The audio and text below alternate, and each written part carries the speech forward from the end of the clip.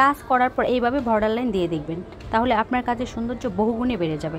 অনেক আপুরাই এটার ছবি শেয়ার করার পর টিউটোরিয়াল ভিডিও চেয়েছিলেন, আমি একে একে সম্পূর্ণ টিউটোরিয়াল ভিডিও আপনাদের জন্য নিয়ে আসবো। গিট বর্ডার সেলাইয়ের ক্ষেত্রে আপনারা আগে সেলাইটা কমপ্লিট করবেন, তারপর বর্ডার লাইন দেবেন। কেননা গিট বর্ডার সেলাইটা যদি বর্ডার লাইন দিয়ে তারপর সেলাই করতে যান, তাহলে কিন্তু আপনি সেলাই করতে অনেকটাই অসুবিধা হবে, সেলাই সুন্দর হবে না।